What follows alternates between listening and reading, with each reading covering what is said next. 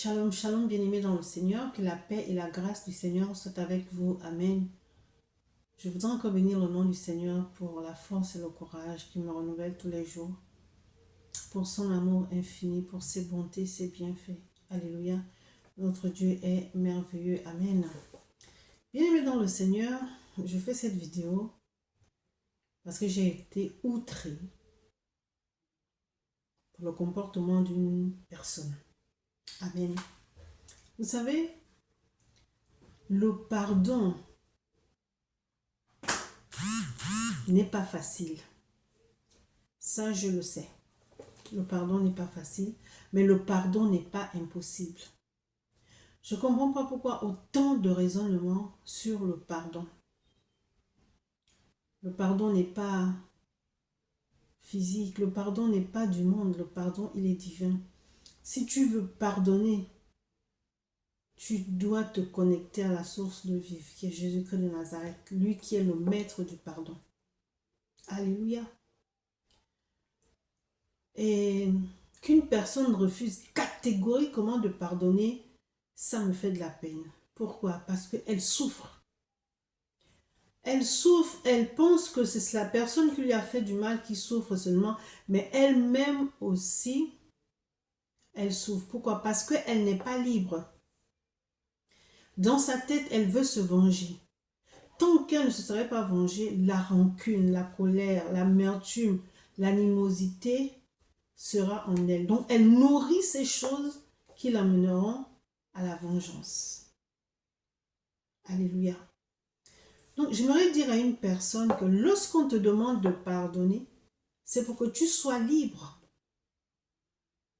C'est pour que tu sois libre. Qu'une personne dise, je ne suis pas prête.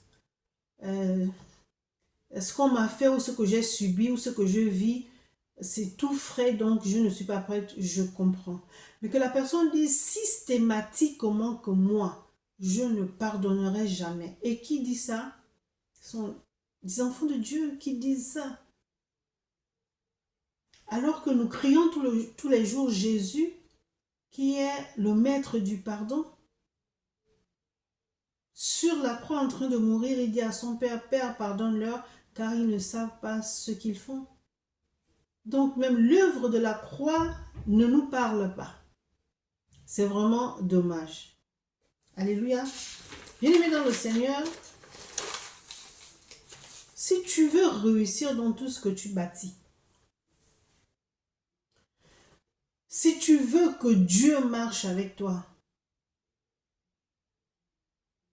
si tu veux être une source d'obéissance,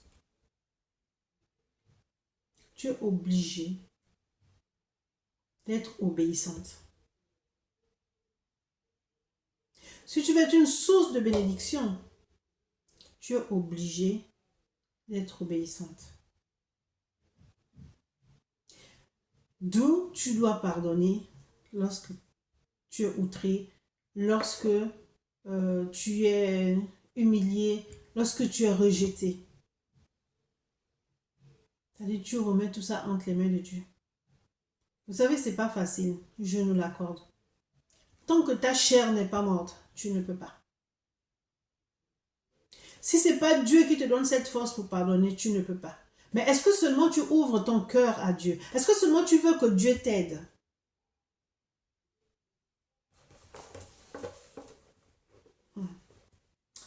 Le pardon est un soin pour ton cœur. Arrête de faire souffrir ton cœur. Ton cœur est important. Tu ne pardonnes pas, tu te fais du mal à toi-même. Alléluia. Faire le choix de pardonner, c'est faire le choix de guérir son cœur. Nous avons tous vécu des événements qui nous ont blessés, que ce soit pendant l'enfance, l'adolescence, l'âge adulte, et sur notre cœur, certaines de nos blessures sont toujours à vif. Je le comprends. Donc tu vas dire à une personne qui vient d'être humiliée ou à qui, je ne sais pas moi, on a dit des choses fausses sur elle, tu vas lui dire, c'est pas grave, pardonne. Non, c'est pas possible que cette personne pardonne. Il y a un cheminement à faire. Il y a une manière de parler du pardon. Il y a une manière de faire comprendre à la personne que le pardon est nécessaire. Le pardon est important pour toi dans ta vie, que tu sois chrétien ou non. Le pardon est une puissance qui guérit, qui libère, qui restaure. Alléluia. Vous savez, quand une personne me dit « je ne peux pas », j'ai mal. Parce que je sais que cette personne souffre. Je sais que cette personne souffre. Mais lorsqu'on est orgueilleux, on est convaincu que notre manière de faire est la meilleure. On est convaincu que parce qu'on a raison, on ne peut pas demander pardon. On est convaincu qu'on est au-dessus de tout. L'orgueil, bien-aimé dans le Seigneur, c'est un esprit destructeur. Alléluia. Une personne qui ne pardonne pas est une personne rancunière. Et la rancune te fait souffrir. La rancune, l'amertume, l'animosité, la colère te font souffrir. Tu n'as pas la paix en toi parce que tu n'as pas encore réglé ce problème. Tu te dis comment je veux faire. Moi je vais pardonner. Non, ce n'est pas possible. Et même si la personne vient te demander pardon, tu n'es pas prêt à lui accorder le pardon. Mais tu n'es pas libre, mon frère, ma soeur. Tu n'es pas libre. Tu n'es pas libre. Vous voyez, nous sommes nombreux qui donnons des messages de Dieu, qui prêchons la parole de Dieu parce qu'il faut que l'évangile de Dieu soit connu dans les quatre coins du monde. Amen. Mais malheureusement, ce que nous prêchons de foi, nous ne l'appliquons pas. Tu ne peux pas être un enfant de Dieu, mais comme ça m'agace. Et tu peux être un enfant de Dieu et puis être vraiment d'un orgueil qui ne dit pas son nom. Quand tu parles, tu prêches, ce qui sort de ta bouche, c'est édifiant, c'est fort, c'est bien. Mais ton caractère, ton comportement ne reflète pas ce que tu dis. De qui se moque-t-on? De Dieu, je ne crois pas. Par contre, c'est à cause de nous que son nom est blasphémé chez les païens. Pourquoi? À cause de notre comportement.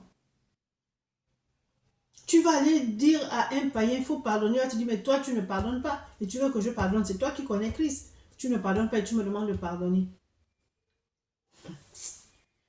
Ah, que Dieu nous aide, que Dieu nous aide, que Dieu nous aide. Bien-aimé dans le Seigneur, Matthieu 6, 14, 15 nous dit ceci. Je lis la parole de Dieu avec respect. Si vous ne pardonnez pas, si vous pardonnez aux hommes leurs offenses, votre Père céleste vous pardonnera aussi. Au verset 15 dit, mais si vous ne pardonnez pas aux hommes, votre Père céleste ne vous pardonnera pas non plus vos offenses. Tu pardonnes. Tu fais plaisir à ton Père céleste. Alléluia. Il te pardonnera aussi. Mais si tu ne pardonnes pas, il ne te pardonnera pas. Oui, j'insiste sur le pardon parce que je sais que le pardon libère, le pardon restaure, le pardon guérit. Je ne peux pas parler de quelque chose que je ne connais pas. Je suis passée par une situation difficile où la réponse, la guérison, la restauration dépendait du pardon. Et j'ai pardonné. Si le pardon m'a fait du bien, qui es-tu pour ne pas que le pardon te fasse du bien? Si j'ai pu pardonner, est-ce que ça voudrait dire que je suis mieux que toi? Non. Qui es-tu pour ne pas pardonner? Toi qui te dis enfant de Dieu. Il te dit, si tu pardonnes, ton Père Céleste te pardonnera. Mais si tu ne pardonnes pas aussi, il ne te pardonne pas. Alléluia. Notre Dieu est bon parce que, bien aimé dans le Seigneur, Dieu est merveilleux. Dieu est merveilleux. qu'est-ce que Jésus dit du pardon? Matthieu 18, 21, 22 dit ceci. Alors Pierre s'approcha de lui et dit, Seigneur, combien de fois pardonnerai-je à mon frère lorsqu'il péchera contre moi?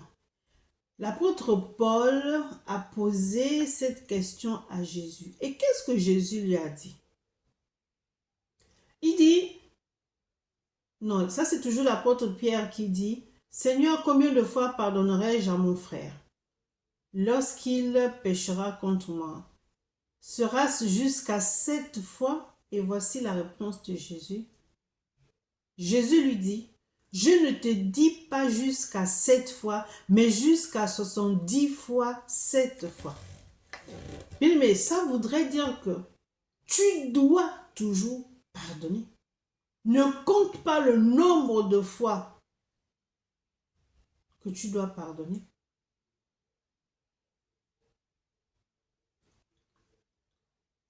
Jésus nous pardonne tous les jours.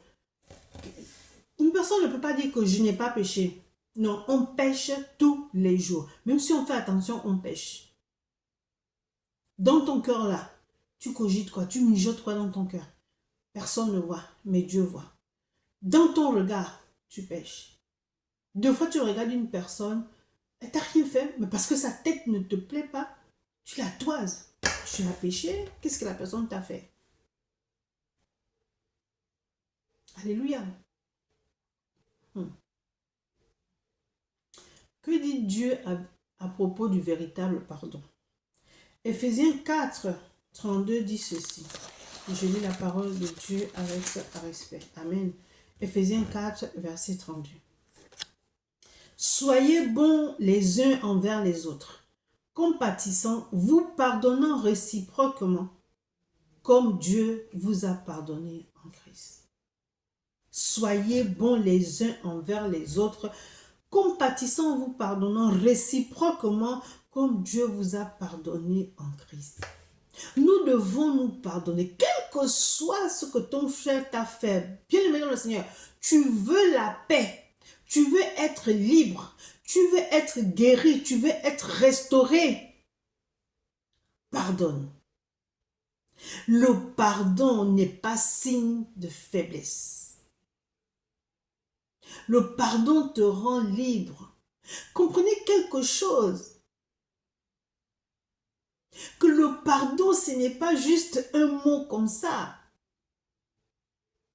Remarque que quand quelqu'un t'a fait quelque chose et que tu n'as pas pardonné, est-ce que tu as la paix?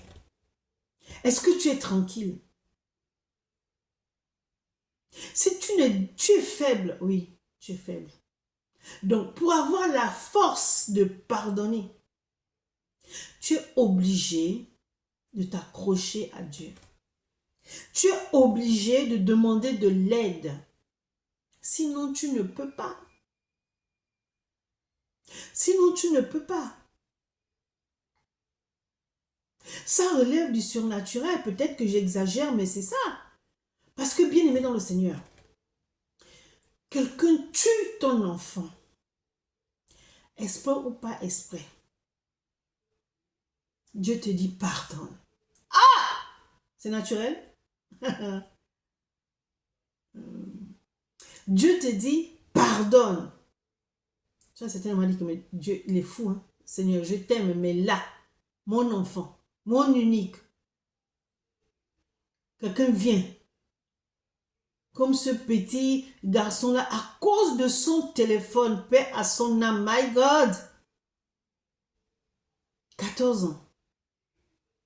Un enfant vient, il tire, il meurt. À cause de son téléphone. Mais si ce n'est pas Dieu, tu ne peux pas pardonner. Tu vas cogiter la vengeance dans ton cœur. Donc ça veut dire que cette situation te condamne. Tant que tu n'as pas pardonné, tu n'es pas bien. Tu vas te venger. Même si tu te venges, est-ce que ça va te redonner la paix? Non. Donc ça ne relève pas du naturel, ça relève du surnaturel. Je comprends. Je comprends quelqu'un qui me dit, je ne peux pas pardonner. Je comprends la personne. Parce que moi, si ce n'était pas Dieu, même si je riais avec la personne, même si je mangeais avec la personne sur la même table,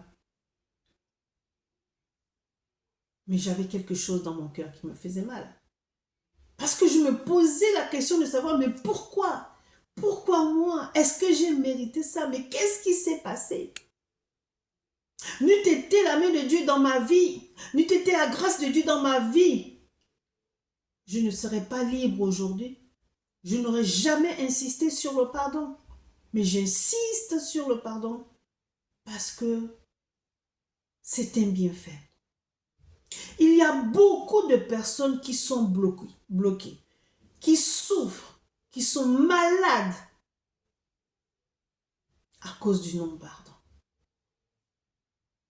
Il y a des personnes qui n'ont plus goût à la vie à cause du non-pardon. Mon frère, ma soeur, je ne sais pas ce que tu vis. Je ne sais pas qui t'a fait du mal. Je ne sais pas ce que tu as subi dans ta vie, dans ta famille. Mais j'ai le devoir de te parler du pardon. Il y a des personnes qui pardonnent automatiquement, comme il y a des personnes, c'est un processus, je comprends. Mais ne me dis pas que tu ne sais pas ce que je vis, tu ne sais pas ce que j'ai vécu. Oui, je ne sais pas ce que tu as vécu. Je ne connais pas ta douleur. Je ne sais pas pourquoi tu dis que tu ne vas jamais pardonner. Je ne le sais pas. Mais celui qui t'a créé, celui qui m'a créé, c'est le même qui m'a demandé de pardonner alors que ce que j'avais subi, c'était vraiment ignoble. Mais il m'a dit pardonne. Lorsque Dieu te dit de pardonner, il te donne la capacité de pardonner. Mais ouvre-lui ton cœur. Parce que cette situation perdure depuis combien d'années? Tu n'as jamais trouvé la solution. Tu n'as jamais trouvé la solution. Tu ne peux pas avancer. Parce que tu te poses la question, mais pourquoi moi? Mais qu'est-ce qui s'est passé? Où étaient les gens pour ne pas me sauver? Pourquoi c'est mon fils? Pourquoi c'est ma fille? Pourquoi? Pourquoi c'est un membre de ma famille qui devait passer? Pourquoi? Il faut que je me venge. Alléluia. Donc tu vas te dire ça. Mais Dieu te dit, pardonne. Alléluia. Il te dit, pardonne. Romains 12, 19 dit, ne vous vengez point vous-même. Bien-aimé, mais laissez agir la colère, car il est écrit, à moi la vengeance, à moi la rétribution. Dit le Seigneur. Donc la vengeance ne t'appartient pas.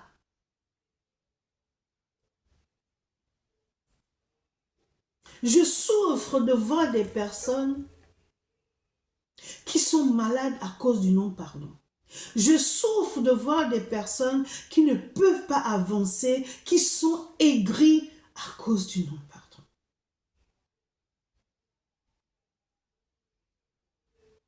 Ça fait mal. Tu te bloques toi-même. Tu bloques les portes.